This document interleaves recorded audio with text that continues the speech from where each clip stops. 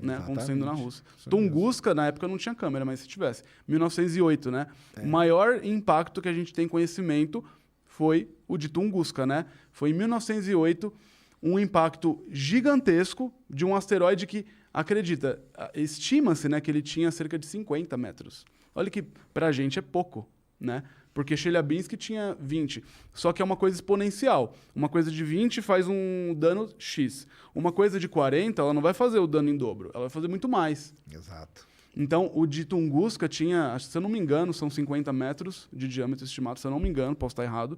Mas tinha esse tamanho. Derrubou mais de 80 milhões de árvores. Não, Tunguska é muito legal. Aliás, Tunguska foi dia 30 de junho, né? De 1908.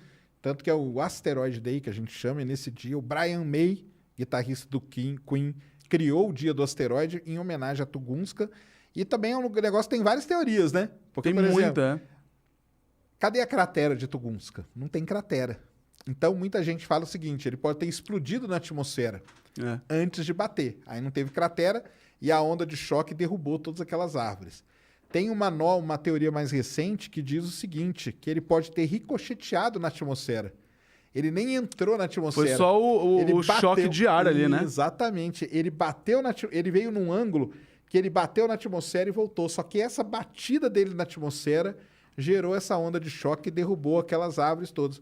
Porque o pessoal... Duas coisas, né? Você não tem cratera e você não tem restos dele, né? Nunca foi encontrado, Nunca foi né? encontrado nenhum resto dele. Então, essas duas evidências, assim, vamos dizer, mostram que, muito provavelmente, ele não chegou a bater. E olha só, hein? Ele não chegou a bater e fez aquele estrago todo. Fez aquele estrago. 50 metros foi estimado, né? O tamanho dele.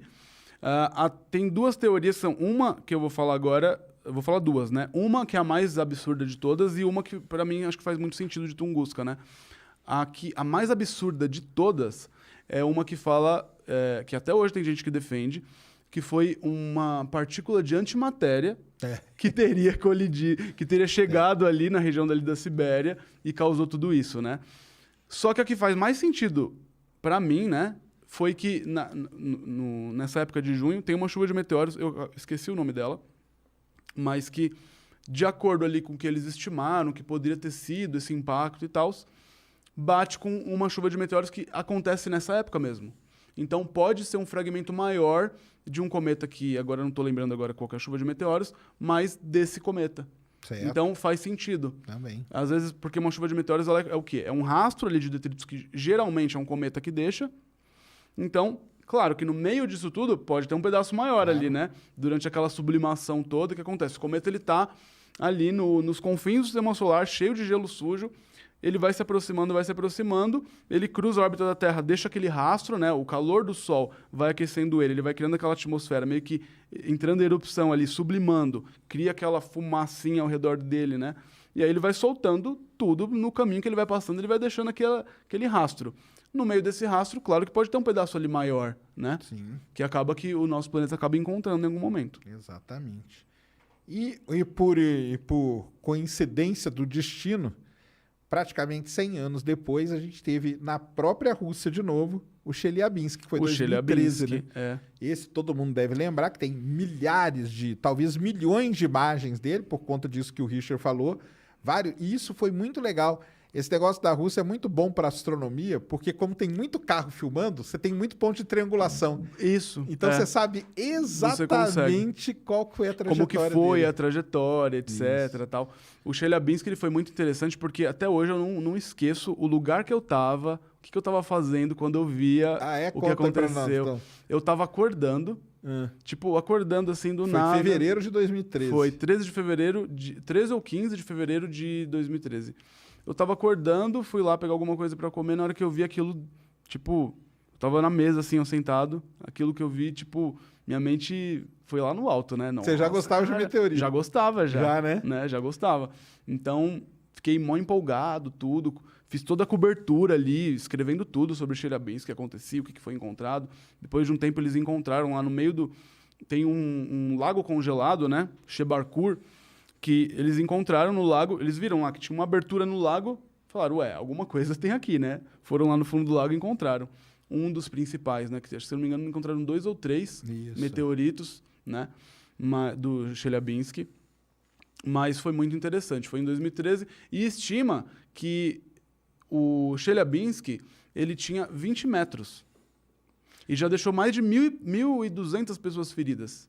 O Chelyabinsk ele não matou ninguém e feriu muita gente. Mas como que ele feriu, cara? Porque a onda de choque explodiu vários vidros, né? De prédios.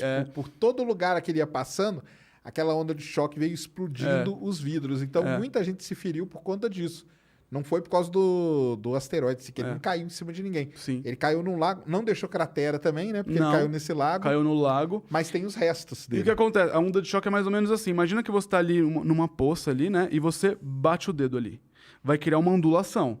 Dependendo da velocidade que o meteorito ele tá, né? Ele atinge ali, ele vai criar essa ondulação no ar, né? Isso. Então, é aquela onda de choque que derrubou muita gente, que estilhaçou vidros, disparava alarmes e tudo mais.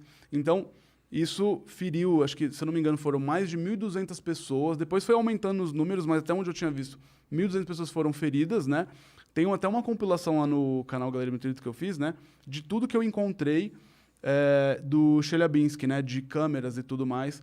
Que legal. Gente sendo jogada, a pessoa andando assim no meio da rua e de repente ela caía. Caía do nada. Caía do nada, porque foi aquela onda de choque bateu nela. que bateu, pegou ali nela e derrubava ela. E Chelyabinsk, como eu disse, né? 20 metros de diâmetro. 20 metros, todo dia tem asteroide de 20 metros passando meio que perto. E o Chelyabinsk tem várias coisas legais dele, viu, pessoal? Primeiro, uma das coisas mais interessantes, foi de dia, entendeu? É mais raro, né, você ter isso de dia.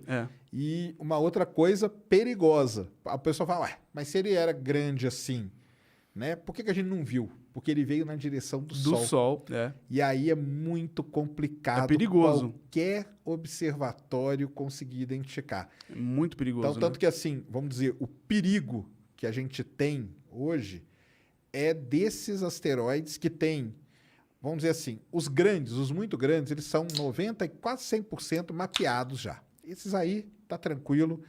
Desastre global não tem. Só que tem uma faixa de asteroides, que é essa aí, né? Tipo do Chelyabinsk e tal, e que vem nessa direção do Sol que a gente não tem conhecimento. Eles que são mais perigosos, Eles são os perigosos, porque eles podem... mas eles não vão destruir o planeta. Não vão destruir o planeta.